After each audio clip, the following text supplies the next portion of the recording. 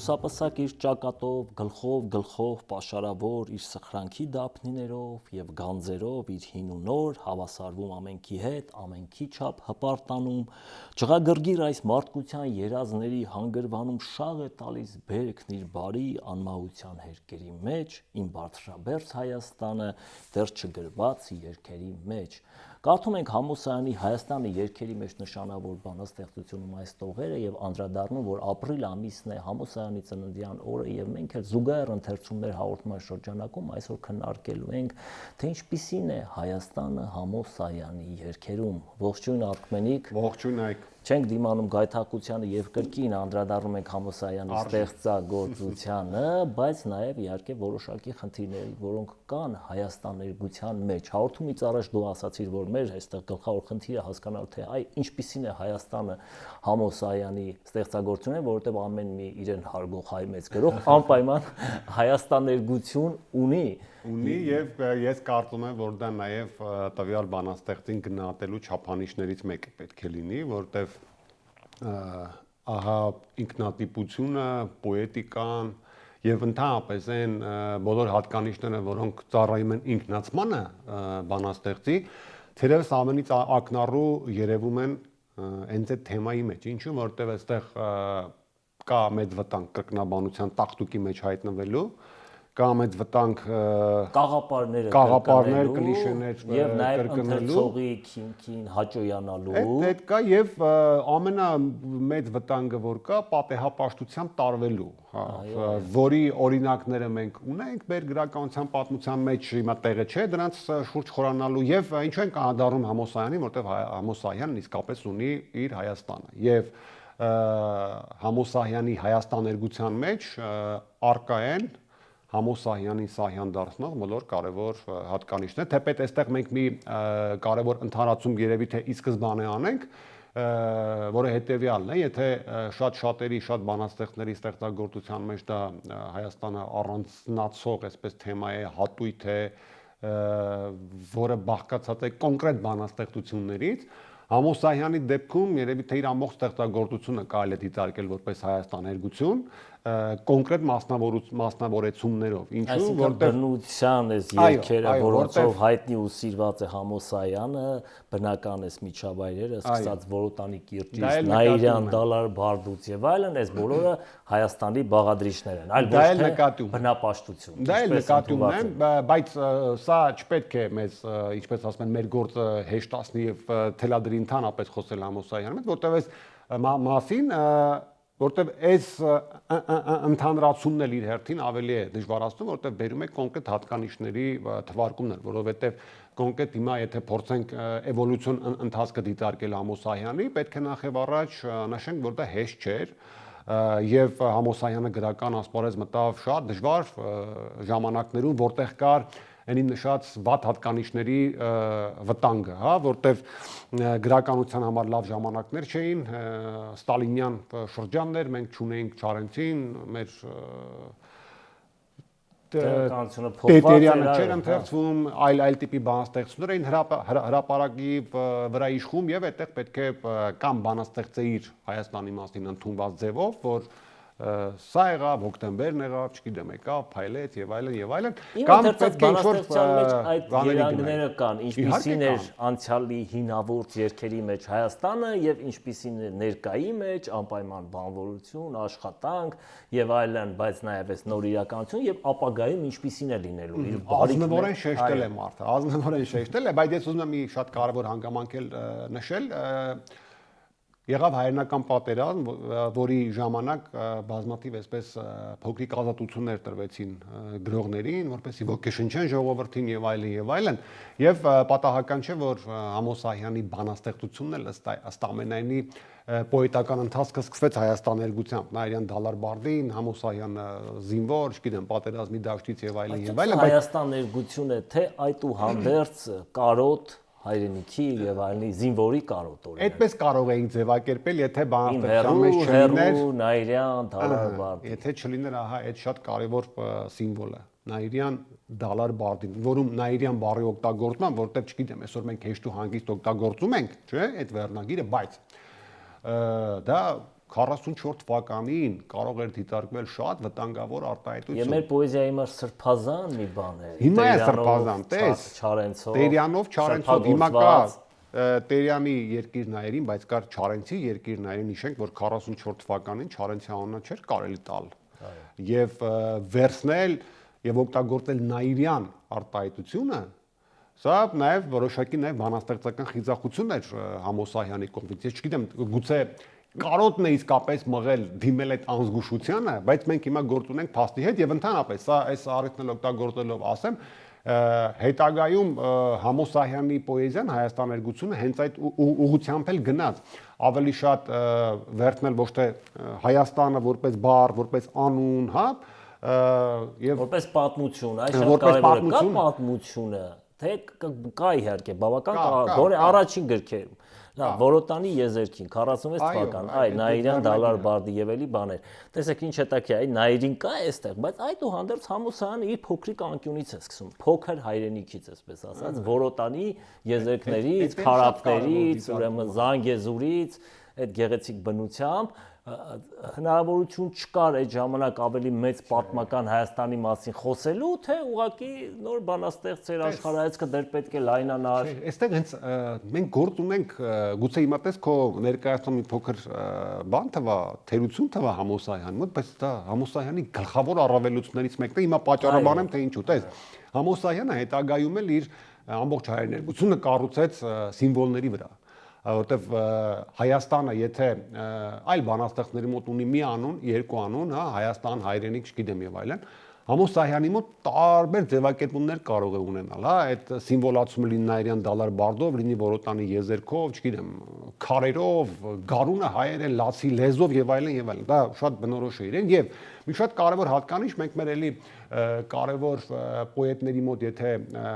դիտարկենք, որտեղից է սկսում հայրենիքը օրինակ Իսահակյանի համար, Պարչի Շիրակի դաշտերից։ Իհարկե։ Որտեղից է սկսում, այո, Ալագյազով եւ այլն։ Դու Արագած Ալմաստ Վահան, որտեղից է սկսում հայրենիքը Վահան Տերյանի մոտ, հա։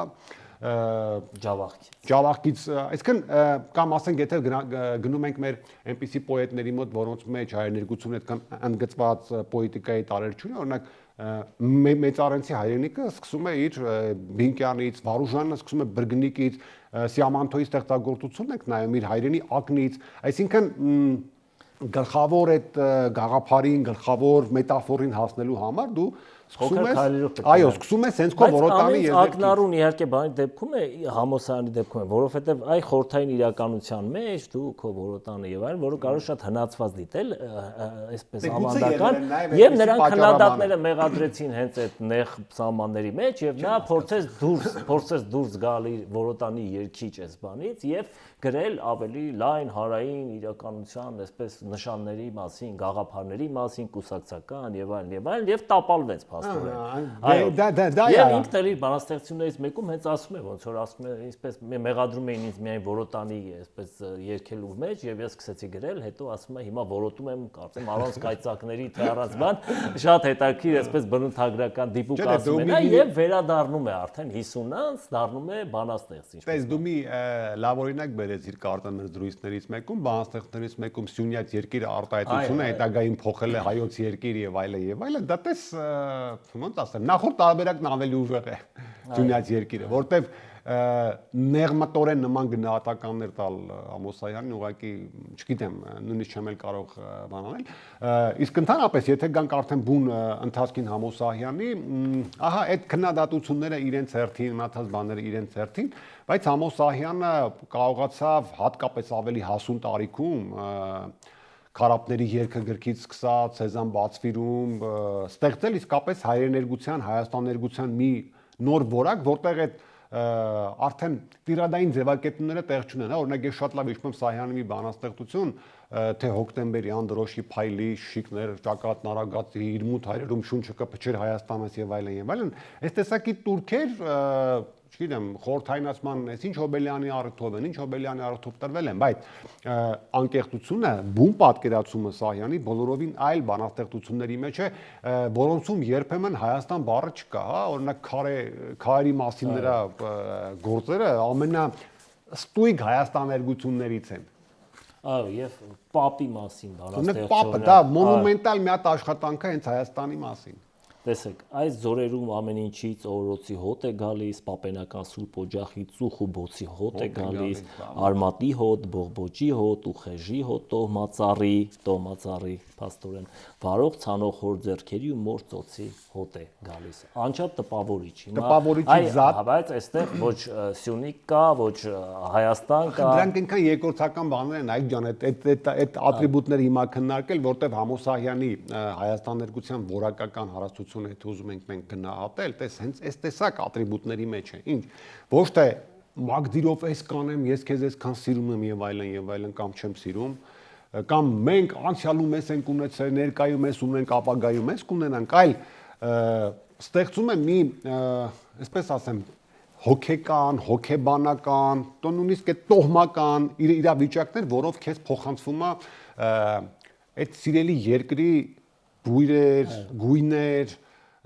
ավանդություններ, չգիտեմ, եւ այլն, որտեվ շատերը սիրում են, չէ՞, օրը մտնես բանաստեղծությունը Համոսահյանի, դա ամենահայաստանոտ իր ձևակերպումներից մեկը օգտագործեմ, հայաստանոտ բանաստեղծություններից մեկն է։ Ասենք հայաստանոտ բառը, ասենք արդեն հերիք է, չէ՞, որ Ամոսահյանը դրանով արդեն բան գալիս է, ախր ես ինչպես վեր կենամ գնամ։ Ահա, մենք հիմա այստեղ հենց թվարկում այդ բոլոր նշանները, որոնք այդ երկիրը դասում են եւ այդ ընկալումները, ապրումները եւ ընթերցողի հետ սա խոսում է բնականաբար, որովհետեւ ընթերցողը որքան էլ շատերը գուցե սիրում են այսպես գեղեցիկ ձևերով մի քիչ ճամպագորգոր, մի քիչ պաթետիկ, նաև բառապաշերով ստեղծված գործերը, որովհետև այդպես թվում է, որ Հայաստանին այդպես է վայել, բայց նաև այս փոքրիկ ապրումների, բույրերի, հոտերի, ուրեմն թրթիռների միջոցով քեզ հարազատ է դարձնում քո ուրեմն հայրենիքը։ Այսինքն հայրենիքը այն քո հարցին վերադառնալով թե որտեղից է սկսում է այս մործոցի հոտից, հոր ձեռքերի հոտից, այդ բույսերի հոտից եւ այլն, եւ փաստորեն այստեղ գալիս են այդ սայանական բնապաշտություն կոչվածը գրականագիտական այսպես բնութագրման բնապաշտություն կոչվածը եւ հայրենիքի պատկերը, բայց այ ես էլի կրկին մտածում եմ, սա ստացվել է Սարյանի որպես բանաստեղծի ինքնատիպ աշխարհայացքի արդյունքում, թե այդուհանդերձ ժամանակները այնպիսին էր, որ հնարավոր չէր այսպես բաց խոսել Հայաստանի մասին։ Բաց խոսելու հարց չկա, Համոսահյանը այս կերպն է որդեգրել, որովհետեւ եթե օրինակ չլիներ Համոսահյանի 90-ականների ստեղծագործությունը եւ Հայաստանի ընկալումն ու Հայաստան ներկայությունը այդ շրջանում, մենք գուցե այդ քո ասած տարբերակների շուրջ փորձեինք մտածել, էլի։ Բայց կա 90-ականների ինձ բացակա չդրեք ժողովածուն հետմահու լույս տեսած, սա իհարկե երբեմն թյուրիմացություններ է առաջացնում այն առումով, որ թվում է թե այդ բոլոր բանաստեղծությունները տպվել են մահից հետո, այդպես չի։ Ժողովածուն է տպագրվել մահից հետո, ժողովածույում ընդգրկված բանաստեղծությունների մեծագույն մասը ժամանակին մամուլում լույս էին տեսել, Գաոն ամսագրում, ես ինքս կարդացել եմ նույնիսկ շատ բանաստեղծություններ այն ժամանակ Ազատամարտ թերթում եւ այլն։ Մենք տեսնում ենք, որ Համոսահյանի կերպն է դա, Հայաստան երգելու կերպն է դա եւ ինքը այդ ճանապարհին հատկապես այդ 90-ականների ընթացքում գրված բանաստեղծությունում չխուսափեց նաև քննադատությունների, չխուսափեց նաև որոշ դառը իրողություններ վերհանելու, որոշ դառը ձևակերպումներից, բայց դրանով ինքը չդադարեց Հայաստանը սիրելուց, որտեղ դրանք արդեն սիրո դրսևորման մեկ այլ ձև են։ Այստեղ տագնապներ են, որոնք իմ կարծիքով զուգահեռում են մի փոքր իր անձնական տարիքի եւ այլնի առումով մայրամուտի այս տրամադրությունները, բայց նաեւ մեծապես տագնապները, որոնք ծնվում էին այդ կայսրության կորստից, որ օրինակ Մաթեոսյանն էլ բազմիցս անդրադառնում է տարբեր առիթներով այս խնդրին, որ իսկապես մեծ բան էր կայսրության կորուստը եւ արդյոք Հայաստանը փլատակների տակ չեր մնա։ Այսինքն այստեղ շատ կարևոր են այս տագնապները, բայց նաև այստեղ միայն հուսահատությունը չի եւ իհարկե Համոսայանը այս բանաստեղծություններում հավատում է եւ ապագային լավ եւ թռիչքին, որովհետեւ այ հենց մինչ այդ գրված ստեղծագործությունները մենք տեսնում ենք ինչ մասերից է բաղկացած, այսպես ասած Հայաստանը բաղադրված եւ այս տեսակ Հայաստանը չի կարող ուրեմն շարունակել իր կյանքը, այս ժողովուրդը չի կարող շարունակել դեպի ապագա չգնալ, իր առաքելության գիտակցությունը չունենալ, բարիք չտարածել, չաշխատել, այս բոլոր բաները, որոնք հաճախ իհարկե նաեւ կարող են մի փոքր կաղապարված կլիշեացված թվալ, բայց ապահովում են մեր ժողովրդի ինքնընկալումը Այո, երբ որ դու խոսում ես կաղապարներից, այս դեպքում այս շատ կարևոր բան է, ուզում եմ ասել անպայման։ Երբ որ Համոսայանի դեպքում խոսում ենք կաղապարներից, դրանք ընդհանրական պոեզիայի կաղապարներ չեն։ Այդ Համոսայանի ստեղծած կաղապարներն են։ Եթե Համոսայանը կլիշեներ ունի, իր կլիշեներն են։ Սա էլի շատ յուրահատուկ բան է։ Եվ երկրորդ այդ դրամատրությունները, որ կային 90-ականներին, միայն Համոսայանին չէին բնորոշ, նաև ոչ միայն Մաթեոսյան, ընդհանրապես այդ ժամանակ խորհրդային շրջանի մեր առաջատար պոետները Վահագն Դավթյանը, Հրաչյա Հովհաննիսյանը, մյուսները, երբ որ գրքեր հրատարակեցին 90-ականներին, բոլորը ունեին դաժան վերնագրեր, շատ հուսահատական եւ այլն։ Այնպես որ դա նաև այդ շրջանի բնորոշ հատկանիշ է, բայց գալով Համոսահյանին ինչ էլ որ գրի, հա, իր ասած խոսքերն են, չէ, եւ հետո ինչ էլ պատահի, այո, գարունը հայերեն է գալու, չգիտեմ, եւ այլն։ Այսինքն իր ձևակերպումն է սա, որը պետք է եւ դա պետք է դիտարկվի որպես առաջնային եւ ի վերջո Ամոսյանն է գրել Հայաստան ասելիս բանաստեղծությունը ի վերջո։ Այո, եւ ես էլ երևի թե այդ բանաստեղծությունից մի հատված կկարդամ եւ կամփոփենք, որովհետեւ կարծում եմ արդեն մեր հերոստատողին հորդորեցինք, համոզեցինք, նաև գայթակղեցինք, որպեսզի գնան, կրկին բացեն եւ նաև գուցե երգերը լսեն, որովհետեւ շատ այս գործերը նաև երգերի են վերածվել, որովհետեւ իսկապես շատ առինքնող են։ Հայաստան ասելիս այտերը սայրվում են, Հայաստան ասելիս ծնկներս ցալվում են, չգիտեմ ինչու է այդպես։ Հայաստան ասելիս շրթունքս ջաքում է, Հայաստան ասելիս հազակս ծաղկում է, չգիտեմ ինչու է այդպես։